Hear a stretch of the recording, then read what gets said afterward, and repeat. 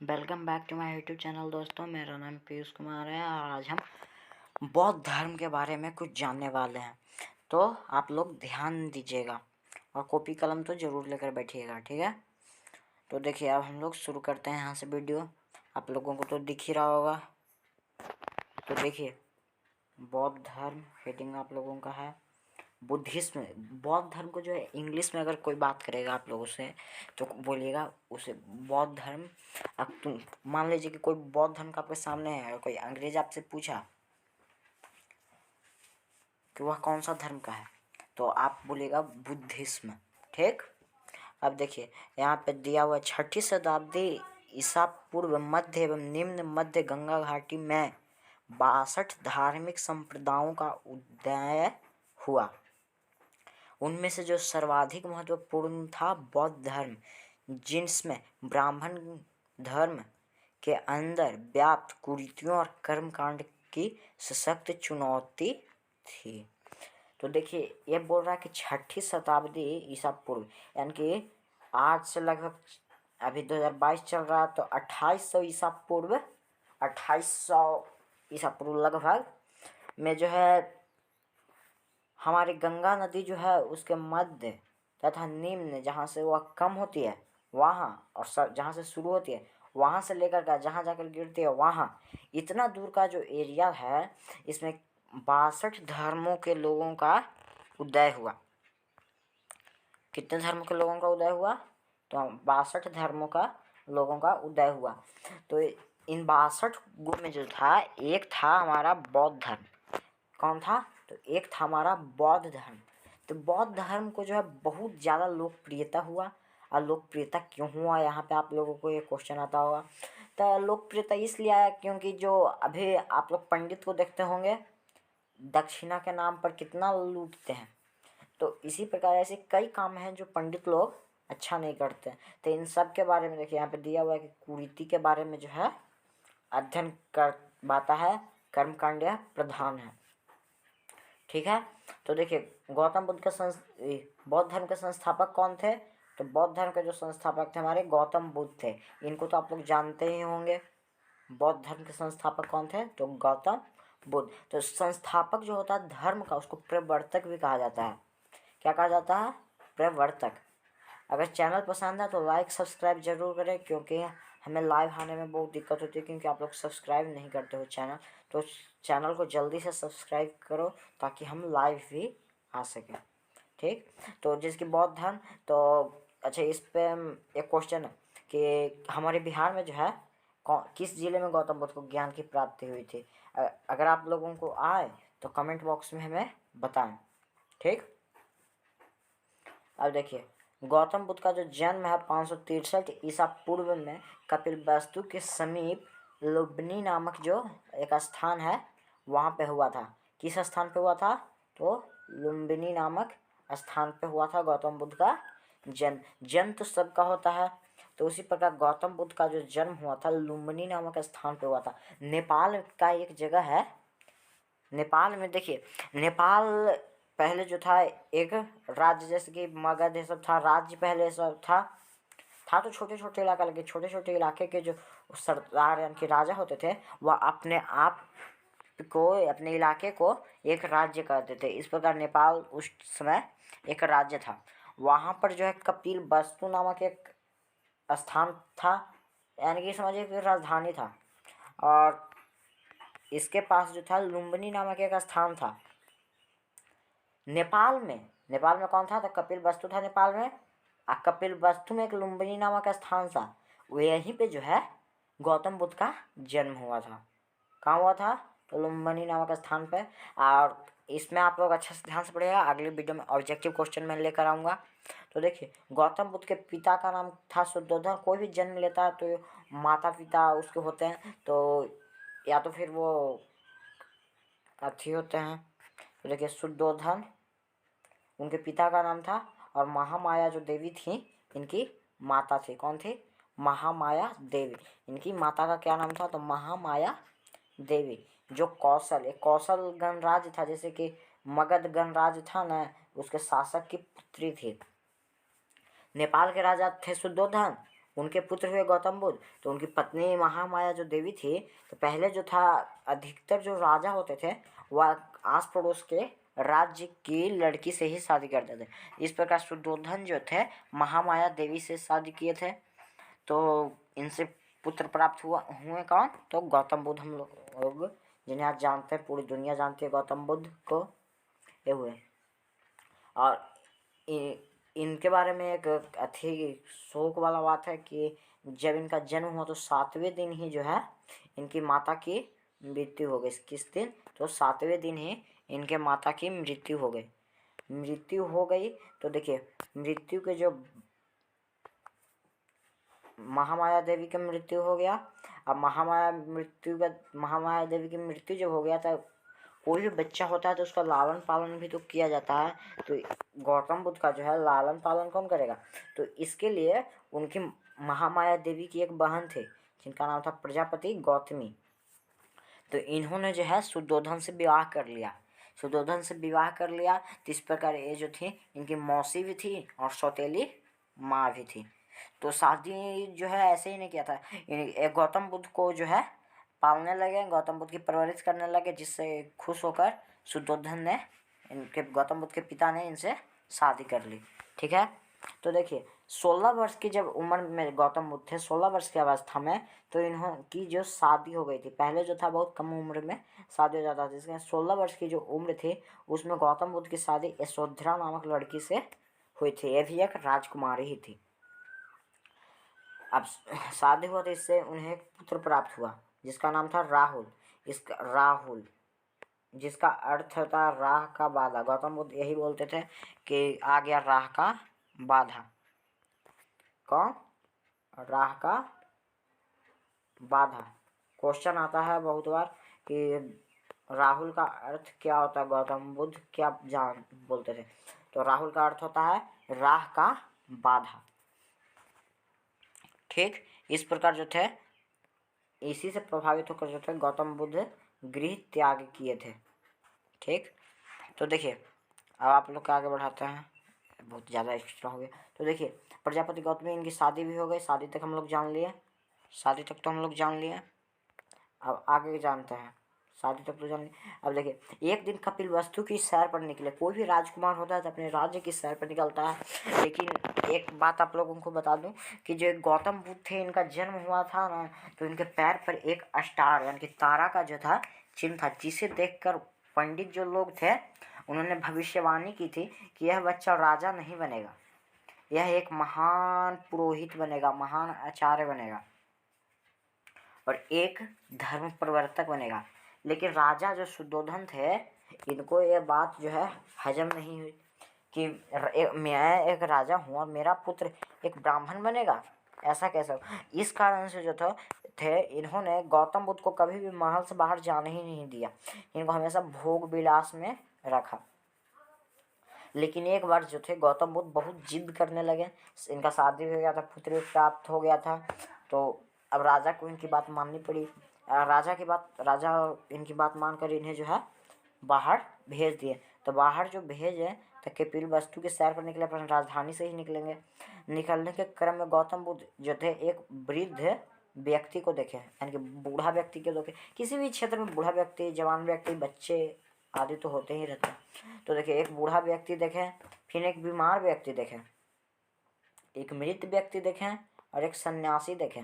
तो इसके पीछे भी एक बात है, जैसे कि बहुत बार कर गौतम बुद्ध एक बार नहीं गए। इनके जो साथी होते थे रथ चलाने वाले, श्री कृष्ण जी को तो जानते ही होंगे आप लोग, अर्जुन के साथी थे। उसी प्रकार जो है इनके जो साथी थे राजा शुद्धोधन जो थे इन्हें धमका कर चलाते थे कि इसे किसी भी प्रकार का जो है क्षति नहीं पहुंचना चाहिए। इस कारण से जब भी गौतम बुद्ध अपने राज्य की सैर पर निकलते थे तो पूरे जो इलाका था उन सबको साफ सुथरा कर दिया जाता था कि ना इन्हें जो है किसी दरिद्र पर नज़र पड़े और ना यह धर्म प्रवर्तक बने। तो लेकिन जब भी ऐसा होता था किसी न किसी की नज़र पड़ ही जाती थी। जैसे कि सबसे पहले जब हुआ तो एक किसे देख लिए, तो एक वृद्ध व्यक्ति को देख लिए। दूसरी बार निकले तो बीमार व्यक्ति को देख लिए। तीसरी बार निकले मृत व्यक्ति को देख लिए, और सन्यासी को देखें चौथी बार। तो इस प्रकार 4 बार जो है गौतम बुद्ध निकले थे। तो देखिए पहली बार निकले तो एक वृद्ध व्यक्ति को देखें, तो ये जो थे गौतम बुद्ध वो कभी तो बाहर आए नहीं थे, तो इन्होंने अपने साथी से पूछा कि यह कौन है। तो साथी बोला कि क्षमा करें राजकुमार, मैं आपको यह नहीं बता सकता, राजा ने हमें मना किया। तो गौतम बुद्ध बोले कि राजा से पहले तुम्हारा वध मैं कर दूंगा, तुम बताओ, मैं राजा को नहीं बताऊंगा कौन है, ऐसा क्यों दिखता है। तो उसका जो साथी था, गौतम बुद्ध के साथी जो था, वो बोला कि ऐसा हम सभी लोग होंगे एक दिन, यह बुजुर्ग हो गया है, यह बहुत दिनों से धरती पर है, यह पुराना हो गया है, अब यह कमज़ोर होगा। तो ऐसा सुनकर गौतम बुद्ध को क्षति लगी, क्योंकि जब पुरोहित इनका भविष्यवाणी तो किया ही था कि धर्म प्रवर्तक बनेंगे, तो इस प्रकार इनको अंदर से थोड़ा सा धक्का लगा। तो इन्होंने वापस जाने को कहा, तो वापस आ गए।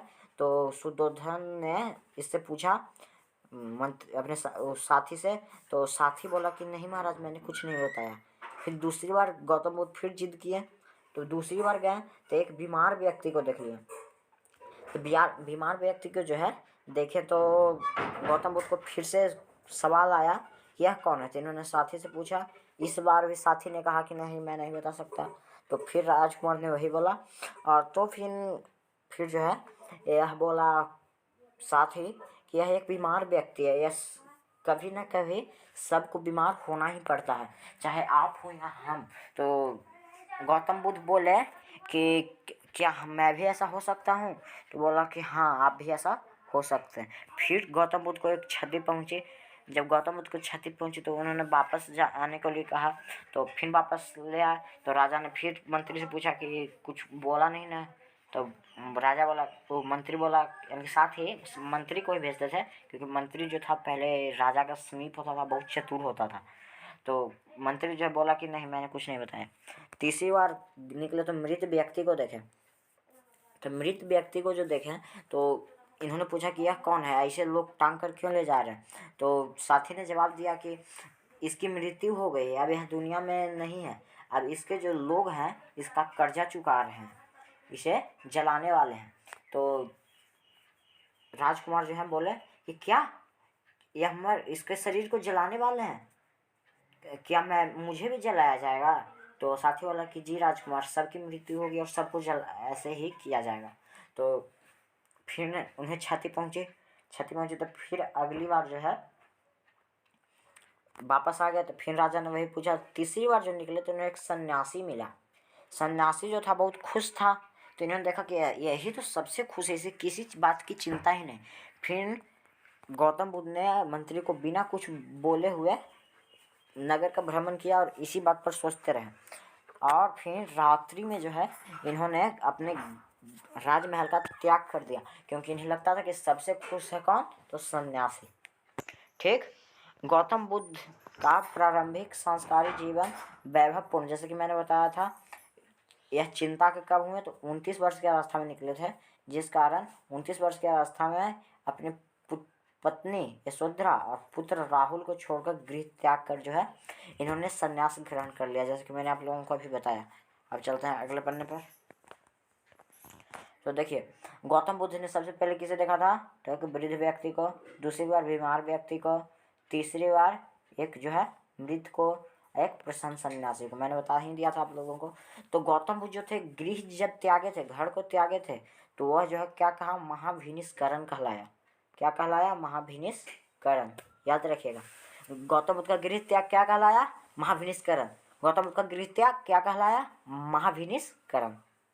गौतम बुद्ध के प्रथम गुरु कौन थे। अब कोई भी जब कोई सन्यासी लेगा तो डायरेक्ट तो पारंगत तो नहीं बनेगा, उसे शिक्षा प्राप्त करनी ही पड़ेगी। तो इस प्रकार उन्होंने जो थे अलार कलाम से इन्होंने योग विद्या का सीखा। योग विद्या आप लोग को जोड़ घटाव नहीं यहाँ पे हो रहा है, तपस्या करने का, कि कॉन्सेंट्रेशन, ध्यान कैसे करते हैं, इसकी शिक्षा इन्होंने अलार कलाम से ली। ठीक है। इनके दूसरे गुरु जो थे रुद्रक राम पुत्र थे। कौन थे, रुद्रक राम पुत्र, जिनसे उन्होंने अध्यात्मक विद्या सीखी थी। जिनसे क्या सीखी थी, तो अध्यात्मक विद्या सीखी थी। गौतम बुद्ध के गृह त्याग का प्रतीक घोड़ा है। ये देखिए यहाँ पे आप लोग का टॉपिक है, गौतम बुद्ध जब गृह त्यागे थे, तो जैसे कि हम लोग का राष्ट्रीय चिन्ह क्या है, अशोक चक्र, उसी प्रकार जो है गृह त्यागे थे तो इसका प्रतीक इनका होगा घोड़ा। क्यों घोड़ा हुआ क्यों? तो घोड़ा इसलिए हुआ क्योंकि इनका जो घोड़ा था, उनके इनका सबसे प्रसिद्ध वाहन जो था वह कौन था? तो घोड़ा था। इनके घोड़ा का नाम था कंथक। क्या था? कंथक। इनके घोड़ा का नाम कंथक और सारथी का नाम चन्ना था। क्या था? चन्ना था। ध्यान दीजिएगा, अगर चैनल पसंद आए तो लाइक और सब्सक्राइब करना ना भूलिएगा, ठीक है। गौतम बुद्ध ने संन्यास काल में आहार करना, जैसे कि आप लोगों को यहाँ पे बताया ही गया था किस किस से शिक्षा ली।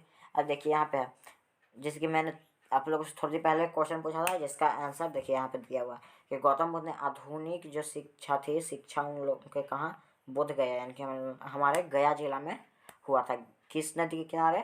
निरंजना, जिसको फल्गु नदी हम लोग कहते हैं, फल्गु भूत ही भी उसको कहते हैं। इस नदी के तट पर पीपल के वृक्ष के नीचे 6 वर्ष तक वो कठोर तपस्या की। 6 वर्ष तक भूखे प्यास रहे, लेकिन भूखे प्यासे तो ये नहीं रहते, क्योंकि एक जो महिला थी वह जब गौतम बुद्ध तपस्या कर रहे थे तो बहुत दिन तक, 1-2 माह तक इन्होंने कुछ नहीं खाया था, जिस कारण ना अपने स्थान से हिले थे। इस प्रकार इनके शरीर पर जो था मिट्टी जम गया था, जिसके यह दिखाई नहीं देते थे। तो एक महिला जो थी उस पीपल को परिक्रमा कर उनसे पुत्र की प्राप्ति की थी। तो उस महिला को पुत्र की प्राप्ति हो गई थी। तो फिर उसने, जब वह उसके पुत्र की प्राप्ति हो गई तो वहाँ पर आई, तो उसे वहाँ पर गौतम बुद्ध का जो है दर्शन हुआ। तो गौतम बुद्ध का दर्शन हुआ तो उन्होंने, उस महिला ने सोचा कि इन्हीं के कारण इनका पुत्र प्राप्ति हुई है। तो इस प्रकार वो जो महिला थी इन्हें खीर रोज लाकर वहाँ पे उन्हें नहीं देती थी, वह पीपल को चढ़ाती थी और उसे गौतम बुद्ध जो थे खा लिया करते थे और फिर अपनी तपस्या में लग जाते थे। अब देखिए यहाँ पे आप लोग को बैसाख पूर्णिमा दिख रहा है ना। बैसाख पूर्णिमा के दिन गौतम बुद्ध का जन्म हुआ, बैसाख पूर्णिमा के दिन ज्ञान की प्राप्ति हुई, बैसाख पूर्णिमा के दिन मरे भी थे। तो 35 वर्ष की अवस्था में गौतम बुद्ध को जो है शिक्षा की प्राप्ति हुई थी। अब देखिए यहाँ पे ज्ञान की प्राप्ति के बाद गौतम बुद्ध या तथावत कहलाए। अब यहाँ पे आप लोग पूछेगा कि तथावत क्यों कहलाए? तो तथावत इसलिए कहलाए क्योंकि वस्तुओं का जो तो वास्तविक जानकार, कोई भी वस्तु के बारे में वास्तविक जानकारी गौतम बुद्ध को पता थी, जिस कारण से यह गौतम बुद्ध अथवा क्या कहलाए? तथागत कहलाए। ठीक है, समझ में आ रहा होगा। अगले पन्ने पर चलते हैं। अब देखिए गौतम बुद्ध का प्रथम उपदेश जो था, ज्ञान प्राप्त किए थे तो किसी न किसी को तो यह सिखाएंगे ही। तो सबसे पहला उपदेश सारनाथ के ऋषिपन मृगदाव में दिया था। लिख लीजिएगा, कहाँ दिया था? ऋषिपत्रन मृगदाव में दिया था, स्थान था। यह घटना, पहला जो शिक्षा यह दिए थे, यह धर्म चक्र प्रवर्तन कहलाया। क्या कहलाया? धर्म चक्र प्रवर्तन। सारनाथ के ऋषिपत्रन मृगदाव में गौतम बुद्ध ने अपना प्रथम उपदेश दिया। अब देखिए इनको लुम्बिनी में जन्म हुआ, बोध गया में ज्ञान मिला, सारनाथ में ज्ञान दिए, कुशीनगर में मर गए।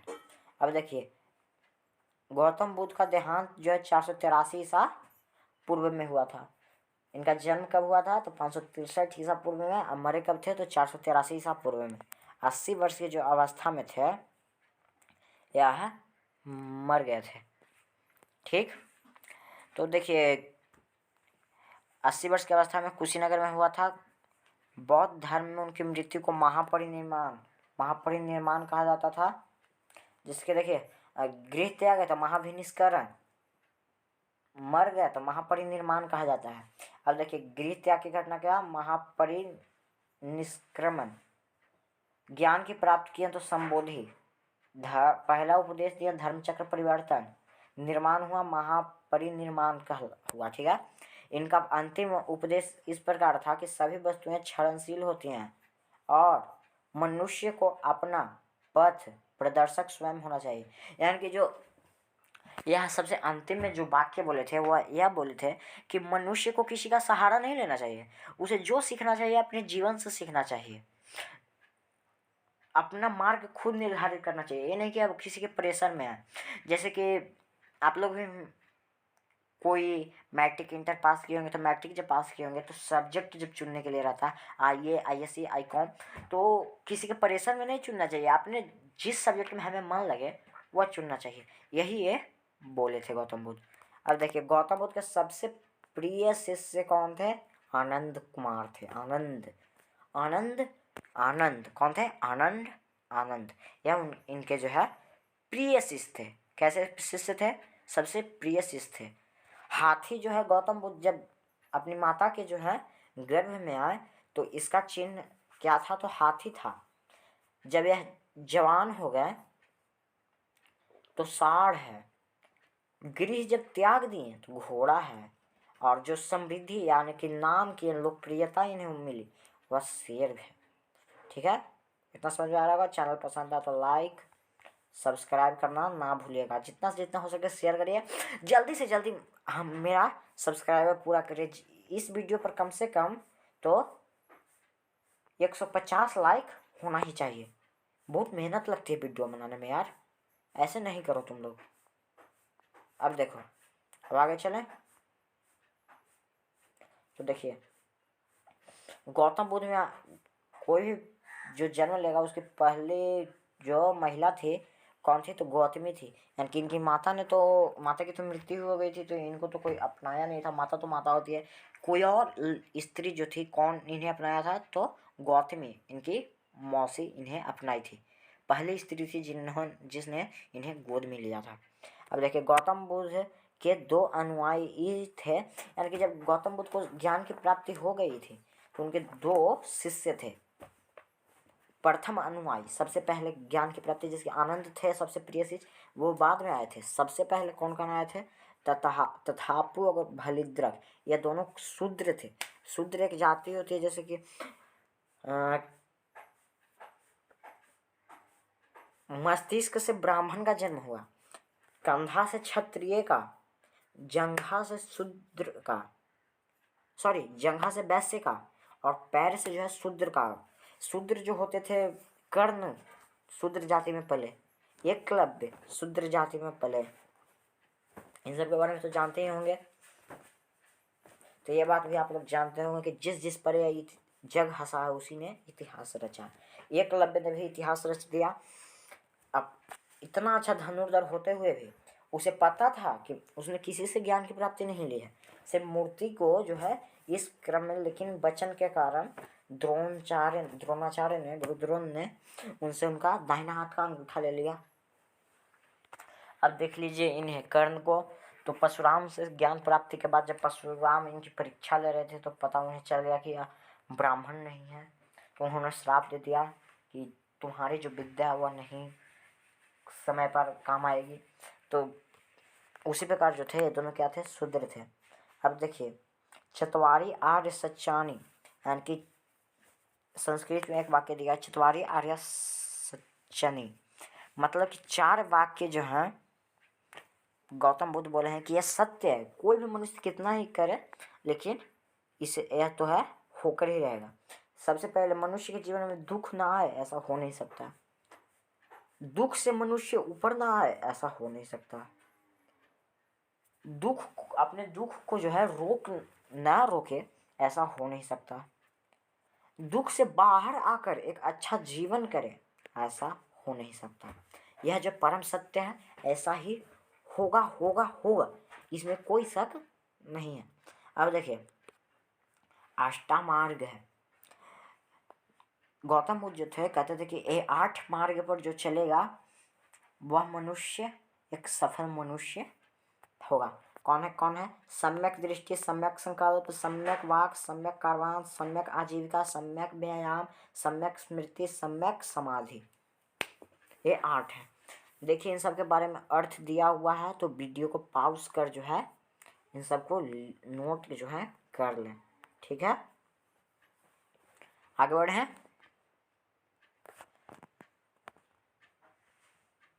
देखिए अब दिया हुआ त्रिपिटक, वहाँ पे तो आप लोग अष्टांग के बारे में पढ़े, तो यहाँ पे देखिए त्रिपिटक कौन कौन है, तो विनय पिटक, सुतनिक पिटक, विदम पिटक। विनय पिटक में जो है गौतम बुद्ध क्या करते थे उनके बारे में दिया हुआ है, कब उठते थे, क्या करते थे, क्या नहीं करते थे, इन सब के बारे में यहाँ पे दिया हुआ है। अब फिर देखिए गौतम बुद्ध ने ईश्वर के अस्तित्व को अस्वीकारा, जिस कारण यह जो थे अनिश्वरवादी यानी कि नास्तिक थे। ठीक है, ये ईश्वर को नहीं मानते थे। गौतम बुद्ध आत्मा में जो है अस्तित्व रखते, आत्मा का जो अस्तित्व था, आत्मा, भूत प्रेत, इन सबको यह नकार दिए, जिस प्रकार ये आत्मावादी भी थे। गौतम बुद्ध के जो थे पुनः जन्म में किसी सबका फिर से जन्म होता है, इसमें विश्वास रखते थे। गौतम बुद्ध अपने उपदेश के क्रम में सिद्धांत पर विशेष बल देते थे। गौतम बुद्ध के निर्वाण को जीवन का लक्ष्य बतलाया। निर्वाण का अर्थ इन्होंने क्या बताया था गौतम बुद्ध ने, दीपक का बुझ जाना, यानी कि सभी तृष्णा या वेदना का अंत। बौद्ध धर्म में त्रिरत्न, बुद्ध धर्म संघ, जैसे कि अशोक लिया था बुद्ध शरणम गच्छामि, धर्म शरणम गच्छामि, संघ शरणम गच्छामि लिया था, तो ये तीन जो है त्रिरत्न है। बौद्ध धर्म में प्रवेश के लिए अगर कोई व्यक्ति जो है किसी और धर्म में है और वो बौद्ध धर्म में जाना चाहता है, इसके लिए उसकी उम्र जो थी है 15 वर्ष के ऊपर होनी चाहिए। लेकिन इसमें भी एक शर्त है, वह रोगी नहीं होना चाहिए, वह बीमार नहीं होना चाहिए, किसी का दास नहीं होना चाहिए और किसी से भी ऋणग्रस्त ना हो। ऐसे लोग ही जो थे, और अपराधियों को इस संघ में वर्जित है, यानी कि ये लोग जो हैं इसमें नहीं आ सकते हैं। बौद्ध धर्म में प्रविष्ट को जो है उपसंप्रदा कहा जाता है। प्रविष्ट, प्रविष्ट यानी कि जो है जीवन को जियो, किसी और बात पर ध्यान मत दो। गौतम बुद्ध ने अपना पहला उपदेश किस भाषा में दिया था, तो मागधी भाषा, मगध में आए थे तो मागधी भाषा में ही देंगे। अब देखिए बुद्ध धर्म में सर्वाधिक धर्म उपदेश श्रावस्ती, श्रावस्ती नामक जो एक स्थान है, वहाँ पे यह सबसे ज़्यादा अपना उपदेश दिए थे। तो अगर फिर से मैं बोलूँगा, चैनल पसंद आए तो लाइक सब्सक्राइब जरूर करें। 150 का मैंने टारगेट रखा है, यह जरूर पूरा होना चाहिए। ठीक है, आगे बढ़ें। तो देखिए बौद्ध धर्म के दो संप्रदाय, हीन आयन और महाआयन थे। यह संप्रदाय, आप पूछिएगा कि संप्रदायन क्या है, तो एक प्रकार का ग्रंथ है।